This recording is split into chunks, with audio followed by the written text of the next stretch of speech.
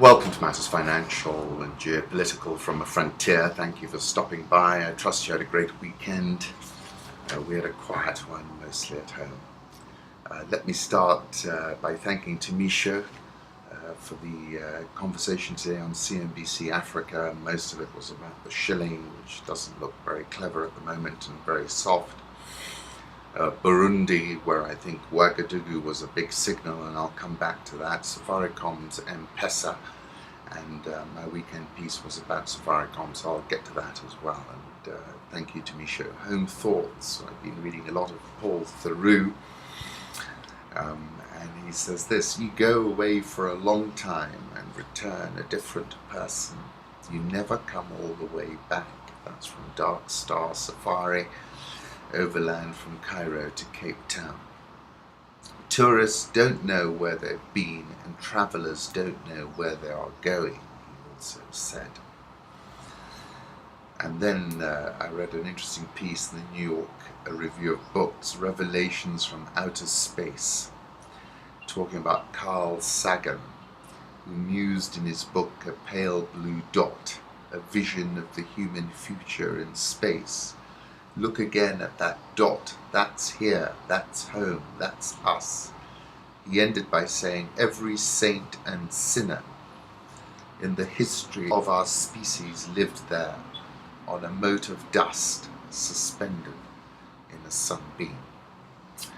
Political reflections, my goodness, I didn't see this till the weekend. An X-ray image shows an 8-year-old sub-Saharan African boy hidden in a suitcase. Pretty powerful, isn't it? Gets Getty Images. Sergei Shoigu, the Russian defense minister, reviews troops during the Victory Day parade, and what was interesting was who came, who didn't, and the theatre around it. Afra Nasser, as surreal as it gets, former ousted President Saleh personally reports from in front of his bombarded home in Yemen. And that was a surreal thought. New York Times is writing about how King Salman has appended to the status quo in the region and the royal family. In the few months since the death of King Abdullah in January, the new King Salman has moved fast to reshape foreign and domestic policies. He has rattled alliances with the United States. He's not going for this powwow that President Obama has convened. He rattled alliances with the US and regional powers that for decades have been the bedrock of stability for his kingdom, and he has also shaken up the Saudi royal family. King Salman, 79, has shifted toward an activist foreign policy, going to war in the Yemen and increasing support for rebels in Syria as he positions his country as the defender of the region's Sunnis. In some cases, he has sanctioned allying with Islamists to serve the kingdom's agenda. Domestically, he has made sweeping changes, promoting younger officials, firing those deemed unfit, and giving enormous authority to his untested son, Prince Mohammed bin Salman, who's 29. In increasing the kingdom's regional role, King Salman risks escalating the conflict with Iran, fueling further instability. And his support for Islamists could end up empowering extremists, just as Saudi support for the Afghan jihad decades ago helped create Al-Qaeda. Hadi's political support, and I think this is interesting, on the ground is being undermined as Yemeni civilians see him sitting comfortably in Riyadh, applauding airstrikes that are making their lives hell. Generating the most scrutiny is the tremendous power the king has granted his son, Prince Mohammed bin Salman, who now oversees some of the kingdom's most important portfolios. Among his big jobs are defense minister, head of an economic and development council composed of top ministers, and head of the Supreme Council of Saudi Aramco, the state oil giant. What you have is a 29-year-old with untested and unproven leadership qualities, and who is reported to be impulsive in his decision-making. The king, I conclude, is taking a much more forward and offensive position. I put up an image of King Salman from his Twitter handle. After the US evacuated its embassy in Yemen last month, it became even more reliant on its security operations run out of Djibouti. This is Africa Confidential. And now we've learned that China aims to install a permanent military base in Obok, Djibouti's northern port city. I don't think the Americans are going to be very pleased with that.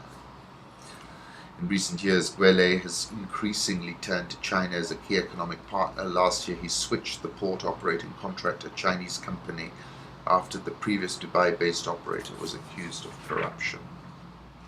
And we learned that the North Koreans tested a ballistic missile from the sea, and according to the KCNA news agency, a ballistic missile surfaced from the sea and soared into the air, leaving a fiery trail ablaze. Through the test, it was verified and confirmed that the underwater ballistic missile launched from a strategic submarine fully achieved the latest military, scientific and technical requirements. Currency markets, the euro is at 111.63, dollar index is around the 94.75 level, Japanese yen 119.95, Swissy when I looked at 0.9341, the pound 154.25, the Aussie 0.7895, India rupee 63.815, South Korean won 10.93, Rial back below 3 at 297.58, Egyptian pound 767.24, and the rand below 12 at 11.96. The People's Bank of China said on its website it was lowering its benchmark one-year lending rate by 25 basis points to 5.1% from May the 11th. It cut the benchmark deposit rate by the same amount to 2.25%. The dollar has fallen 3.5% in the past month. According to Bloomberg correlation weighted indices, the euro has added 0.7%, but I think the dollar might begin to reassert itself. Obviously, it was a bad weather-related slowdown in the first quarter, but I think the market will start looking through that now. Dollar index, I'll put up a 3-month chart. Euro dollar, I'll put up a 3-month chart as well. Closed over the weekend at 112, opened up this morning and got as low as 111.33 or something. It's now at 111.60. Nanex LLC tweeted on May the 7th, major world interest rate futures changed since this morning's bottom, and you could see there were some wild moves in the bond markets. And then he also tweeted, this looks like a different algo running in Bunt, the dancer. And it made me think of Degas. You can have a look at it. Fabulous story in Bloomberg, craps and cryogenics, blow your savings and live forever in the new Atlantic City. Gambling downstairs, blood transfusions upstairs. The new owner of the Revel believes his casino can make you live to 100. Commodity markets, gold last at 11.85, 11.86. Crude oil 59.19 when I came in, but it's higher at 59.60, and it's really a conundrum. World is awash in oil, but somebody's been shoving that price up on the futures market. In Nanex again, this goes back talking about coffee, most active futures worldwide. I think that was the day before, that was Friday I think, or Thursday. Iron ore bottomed out at $47.08 on April 2nd, last trading at $61.40 a ton on Friday. Let's see if we can hold. Prices climbed 9.3% last week. Emerging markets, Etihad's Airbus A321 was diverted to a Dubai military airbase amid reports of ISIS bomb threats. And I've been wondering how the Gulf had managed to escape the wrath of ISIS for so long. Philippine brandy maker Emperador to bid for Louis Royer. Emperador has been buying assets overseas to expand its market outside of the Philippines, increase the brands and types of alcoholic beverage it sells in its home market. Emperador is the world's largest maker of brandy, accounting for 21 of every 100 bottles of brandy sold globally. That's incredible, I didn't know that. Bloomberg has an article, protests threatening African leaders fueled by economic woes. Protests from Burkina Faso to Burundi have been sparked by youthful populations with little hope of employment and by leaders who in some cases have ruled for decades. The discontent which began in Burkina Faso in October, spread to the DRC and the Congo in January, has now crossed the continent to Burundi, prompting regional leaders to call an emergency meeting after 2 weeks of protests and at least 14 deaths. Mass demonstrations in Burkina Faso ended Blaise Compaoré's 27 years in power. Underpinning a lot of these protests is anger about stalled development, rising food prices, and cutting of fuel subsidies. You have this youthful, unemployed population that has been sidelined. Sub-Saharan Africa has grown faster than every region except developing Asia in the past 10 years. There aren't enough jobs for the billion people. An extra 450 million jobs need to be created in the next 20 years to match the expansion in the number of working-age people in the region, the IMF said last month. About 40% of people in Africa are under 15 years old, the most of any region, according to the US Census Bureau. The unemployment rate for people 15 to 25 years old living in Burundi's capital Bujumbura is 3 times higher than the rest of the working population, according to the African Development Bank. President Kagame has warned that violence in neighbouring Burundi threatens stability in East Africa. Serious discontent with the type of governance offered by the leaders. It's not surprising that people take to the street to address unresponsive government. Talking about the Congo, where lawmakers tried to change electoral laws in a way that could have delayed elections. And there are countries where leaders have been in power for more than 3 decades. Zimbabwe, Angola, Equatorial Guinea. African people are tired of presidents who aren't delivering to their people, and they're tired of presidents who want to stay for life. This is Theroux, Central Africa Director of the International Crisis Group, said by phone. There's a sort of exasperation because governments aren't delivering. And that goes back to my Virilio quote, the revolutionary contingent attains its ideal form not in the place of production, but in the street, where for a moment it stops being a cog in the technical machine and itself becomes a motor, a machine of attack, in other words, a producer of speed. As we look around the world today, we can see a battle for the street, from the streets of Bujumbura to the streets of Baltimore.